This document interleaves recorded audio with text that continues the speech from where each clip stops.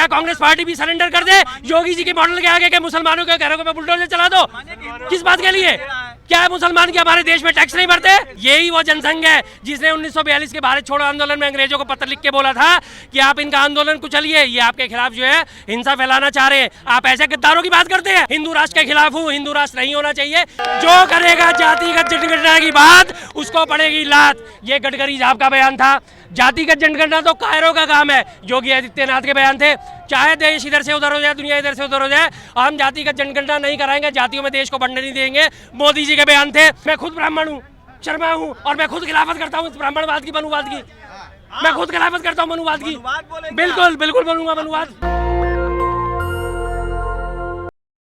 सवाल तो ये भी बनता है ना कि जब आप लोग वोट चोर बोल रहे हैं, आप लोग को ईवीएम पे भरोसा नहीं है, लग रहा है कि वोट चोरी हो रही है, तो आप लोग चुनाव का बहिष्कार क्यों नहीं कर देते हैं? देखिए, चुनावी जो प्रक्रिया है उसका बहिष्कार करने से कुछ नहीं होगा। बहिष्कार एक छोटा सा उदाहरण देते हैं पड़ोसी देश बांग्लादेश का। बांग्लादेश में विपक्ष ने बहिष्कार करा था, उसके बावजूद भी शेख हसीना आ गई। विपक्ष ने बहिष्कार कर दिया, कोई इसको सीरियस नहीं लिया गया। उन्होंने एक तरफा अपनी सरकार बना ली और एक तरफा अपनी मनमर्जी चलाई और अपने मनमाने फैसले थोपे, जिसकी वजह से आज वो निर्वासित जीवन जी रही हैं। आज वो सबसे बड़ी घुसपैठिया बन के भारत में बैठी हैं। उन्हें निकालने के बारे में कोई काम नहीं हो रहा। तो अगर विपक्ष जो है बहिष्कार कर देगा तो बहिष्कार से होने वाला तो कुछ है नहीं। बहिष्कार करने के बाद इन्हें तो एक तरफा खेलने का मौका मिल जाएगा। ये तो उल्टा और फैलाएंगे कि देखो डर के भाग गए। हम डर के भागने वालों में नहीं सही है, हम डर का सामना करते हैं, मैदान में उतरते हैं। हम घुटनों के बल चलने वाले लोग नहीं हैं, हम सीना तान के लड़ने वाले लोग हैं। बीजेपी ये भी कह रही है कि जैसे बांग्लादेश में हुआ, श्रीलंका में हुआ, नेपाल में हुआ, वैसे ही आप चाहते हैं, पाकिस्तान में वैसे ही चाहते हैं कि यहाँ के लोगों को भड़काए और लोग सड़क पे आ जाए रखता पहले। लेकिन ये मोदी है, मोदी बिल्कुल नहीं होगा ऐसा। हम भी नहीं चाहते कि वहाँ जैसी हिंसा हमारे यहाँ फैले। हिंसा में हमेशा नुकसान होता है। हम अहिंसावादी गांधीवादी हैं, जिनका सबसे पहले अहिंसा परमो धर्म है। हम गांधीवाद को मानने वाले लोग हैं। हम नहीं चाहते किसी भी किस्म की कोई अहिंसा हो, लेकिन हम ये भी साथ साथ चाहते हैं कि अहिंसा का नारा देते हुए और हमारे देश में जो है चुनाव सुधार लागू होने चाहिए। जो वर्तमान सरकार है, भ्रष्ट सरकार है, उसे उखाड़ फेंकना भी उतना ही जरूरी है। हम हमेशा अहिंसावादी रास्ता अपनाते हैं। लोगों को बरकरार है ना, आपके साथ ब्राह्मण है ना, राजपूत है ना, कोई हिंदू वोटर है, खाली मुसलमान वोटर। एक मिनट। हाँ जी, सबसे पहले तो आपने ये बात गलत कैसे, आपने सबसे पहले तो भड़काने का काम तो आपने कर दिया कि आपके साथ ना ब्राह्मण है, ना राजपूत है, ना क्षत्रिय। आप देश की जनता को ब्राह्मण, क्षत्रिय, राजपूत में बांटना चाहते हो। कांग्रेस का नारा क्या था? जात पे ना पात पे मोहर लगेगी हाथ पे। कभी जात पात की राजनीति नहीं करी कांग्रेस ने। और कांग्रेस ही अकेली वो पार्टी है जिसने सबको साथ लेके कोई खिलाफ नहीं है। सिर्फ ये नैरेटिव फैलाया जा रहा है। बीजेपी के पास वोट कितना जाता है? 40%। 60% वोट तो विपक्ष के पास आता है ना।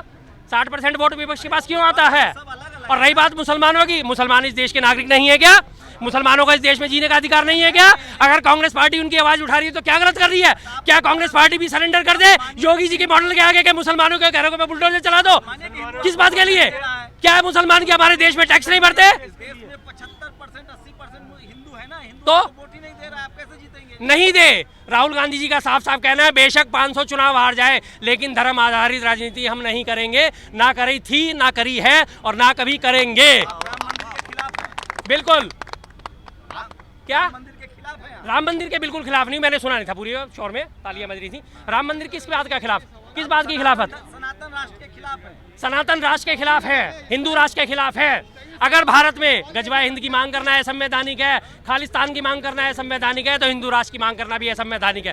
भारत का संविधान इस बात की कोई इजाजत नहीं देता कि किसी भी धर्म के आधार पर इसको राष्ट्र घोषित करा जाए। सेक्युलर राष्ट्र है, धर्मनिरपेक्ष राष्ट्र है। प्रत्येक धर्माधिकारी को, प्रत्येक धर्मावलंबी को अपने अपने धर्म को मानने की आज़ादी है, उसका प्रचार प्रसार करने की आज़ादी है। और रही बात उस फेकेंद्र शास्त्री की, उसके बारे में मैं कोई बात नहीं करना चाहता। जिस फेकेंद्र शास्त्री को ये नहीं पता, दुनिया भर की वो पर्चियां खोलता है। सुनिए, दुनिया भर की पर्चियां खोलता है, लेकिन उसे ये नहीं पता कि उड़ीसा में रेल दुर्घटना कब होगी। दुनिया भर की पर्चियां खोलता है, लेकिन उसे ये नहीं पता कि हवाई दुर्घटना कब होगी। दुनिया भर की पर्चियां खोलता है, लेकिन उसे ये नहीं पता कि उसके छोटे भाई पे SC एक्ट लगे हैं। बीजेपी के साथ है, आप बताइए। होते रहे, कौन बीजेपी के साथ है और कौन बीजेपी के साथ है, हमें इस बात से कोई मतलब नहीं। हमारी जनता हमारे साथ होगी।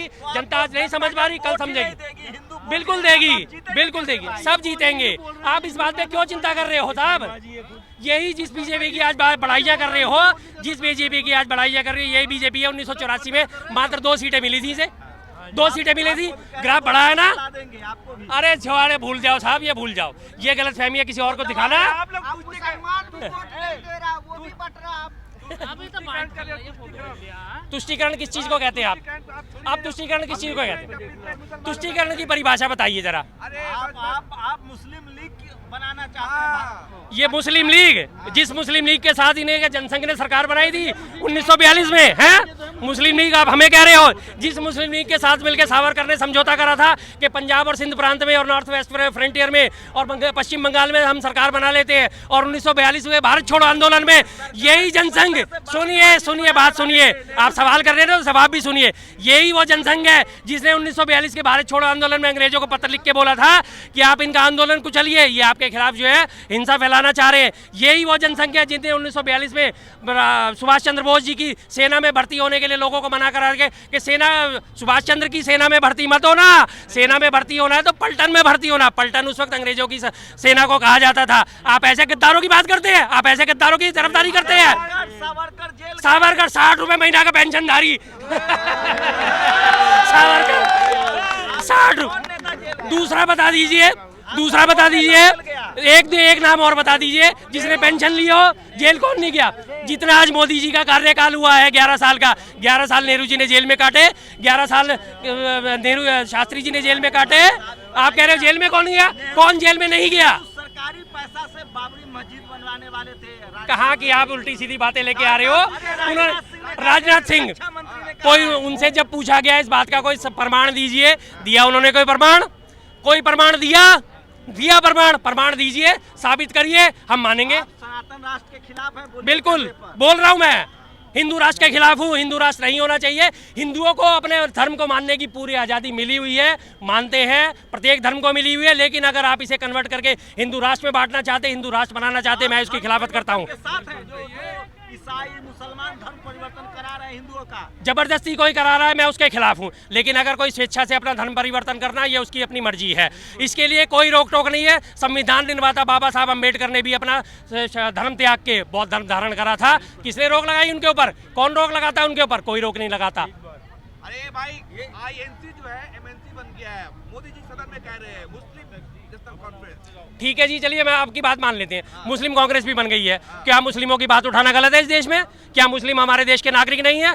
25 करोड़ जनसंख्या मुस्लिमों की इस देश में मौजूद है। क्या उनकी बात करना और उनकी बात उठाना गलत है? वो इस देश के नागरिक नहीं है। आप देश को बांट रहा है, हम बांट रहे हैं। अभी आप सनातन की बात कर रहे थे और बांट हम रहे हैं। वाह यार वाह। जातिगत जनगणना, देखिए मैं आप सुनिए, आपके नेता जो है थूक के चाटने वाले नेता हैं। यही वो नेता थे जो कहते थे जो करेगा जातिगत जनगणना की बात उसको पड़ेगी लात। ये गडकरी साहब का बयान था। जातिगत जनगणना तो कायरों का काम है। योगी आदित्यनाथ के बयान थे, चाहे देश इधर से उधर हो जाए, दुनिया इधर से उधर हो जाए, हम जातिगत जनगणना नहीं कराएंगे, जातियों में देश को बढ़ने नहीं देंगे। मोदी जी के बयान थे। और जब दबाव बनाया गया, हम जातिगत जनगणना कराएंगे। क्यों बैकफुट पे आ गए? मत थूकिए इतना ऊंचा कि जो आसमान पे के मुंह पे आप गिरे। आप लोग चाहते हैं जाति जनगणना होनी चाहिए। देश को पता चलना चाहिए कौन सी जाति कितनी ऊपर उठ चुकी है, कितनी जाति नीचे रह गई है। देश की कौन सी जाति है जो आज भी हाशिए पर पड़ी हुई है। झारखंड, छत्तीसगढ़ में, छत्तीसगढ़, बिहार में, झारखंड में मूसाहार प्रजाति माँ है।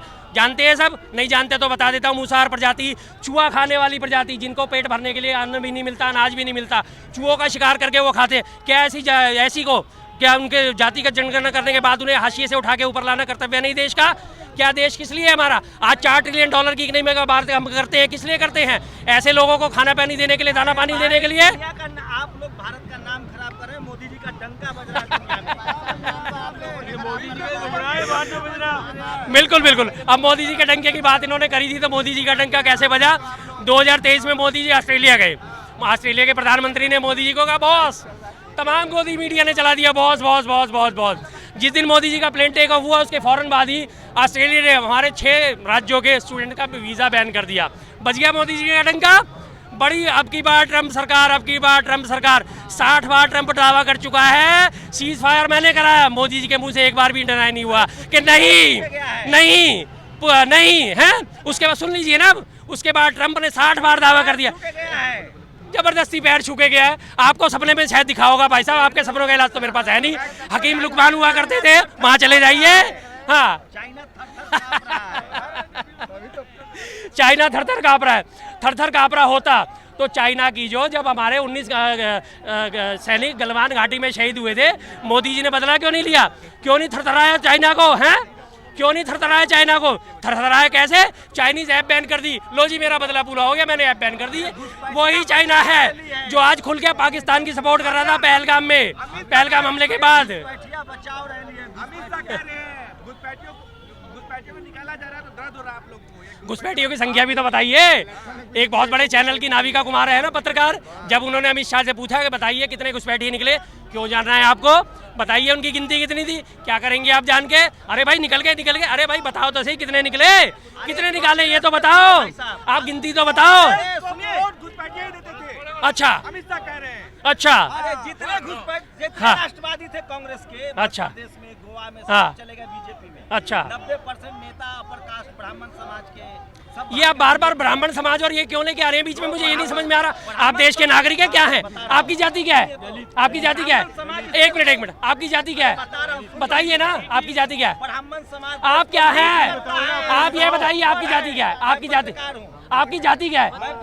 पत्रकार को जाति नहीं। आप बार बार ब्राह्मण कर रहे हैं, आप ब्राह्मण कर रहे हैं, तो आपकी जाति क्या है? ब्राह्मण समाज भी। अरे सर आप ये बताइए आपकी जाति क्या है? पत्रकार हैं। अब इन्होंने कह दिया ना कि पत्रकार हैं, पत्रकार जाति होती है। उसी तरह से हमारी भी जाति जो देशवासी हैं, हम देश प्रेमी हैं, हमारी भी जाति देश प्रेमी है, हम भारतीय जाति से संपर्क करते हैं। शंकराचार्य ब्राह्मण समाज के मानते हैं कि नहीं? होंगे, क्या दिक्कत है? दिक्कत क्या है आपको शंकराचार्य से? अरे तो ब्राह्मण समाज जिसके साथ है उसी की सरकार बनती है। क्यों? नेहरू ब्राह्मण थे ना। ठीक है, उससे आपका मकसद क्या हल होता है? मकसद ये हल होता है हाँ। जो ब्राह्मण समाज। कानून मंत्री कौन थे? कांग्रेस ब्राह्मण कानून मंत्री कौन थे? देश को संविधान देने वाले कौन थे? बाबा साहब अम्बेडकर कौन सी जाति से ताल्लुक रखते थे? ब्राह्मण समाज के खिलाफ है। पता नहीं आप ब्राह्मण कर जा रहे हो, समझ नहीं आ रहा क्या करना चाह रहे हो आप, क्या कहना चाह रहे हो आप ब्राह्मण के बारे में? मैं खुद ब्राह्मण हूँ, शर्मा हूँ, और मैं खुद खिलाफत करता हूँ ब्राह्मणवाद की, मनुवाद की। मैं खुद खिलाफत करता हूँ मनुवाद की। बिल्कुल बोलूंगा मनुवाद स्मृति के खिलाफ है। बिल्कुल खिलाफ हूँ, 100% खिलाफ हूँ। जिस मनुस्मृति में कहा जाता हो यत नारी पूज्यते रमन्ते तत्र देवता, और उसी नारी का लगातार चीरहरण करा जाता हो, उसी नारी का बलात्कार करा जाता हो, उसी नारी को भरी सभा में अपमानित करा जाता हो। आप बात करते हैं इस बात की? किस मनुस्मृति की बात करते हैं? आप मनुस्मृति नहीं मानते? बिल्कुल नहीं मानता। आप वेदों नहीं मानते होंगे, वेद भी नहीं मानते होंगे। वेद मानता हूँ, वेद में कहीं भी जाति प्रथा का उल्लेख नहीं है, लेकिन मनुस्मृति में हर जगह जाति प्रथा का उल्लेख है, और जाति प्रथा का उल्लेख रहेगा तो मैं उसका डिनाई करूंगा। वेदों में कहीं भी कोई जाति प्रथा का उल्लेख नहीं है। विरोध ब्राह्मण समाज का विरोध है। एक शेर में मान लो, मुझे कोई फर्क नहीं पड़ता, मुझे डर नहीं है, कर दीजिए। धन्यवाद। धन्यवाद जी, एक शेर मेरा भी सुन लो। आप आ जाओ। झूमते हैं सब इस पे न जाने ये कैसी बीन है, झूमते हैं सब इस पे न जाने ये कैसी बीन है, और जो भी जाता है इधर वो साफ होकर निकलता बीजेपी पार्टी है या वॉशिंग मशीन है। दस्तक की आपसे गुजारिश है कि अगर इसको बचाना चाहते हैं तो नेशनल दस्तक को सब्सक्राइब करने के लिए रेड कलर के सब्सक्राइब बटन को दबाएं, फिर बेल आइकन की घंटी दबाएं। नेशनल दस्तक को बचाने के लिए बहुत जरूरी है कि हर खबर को शेयर करें, लाइक करें, कमेंट जरूर करें।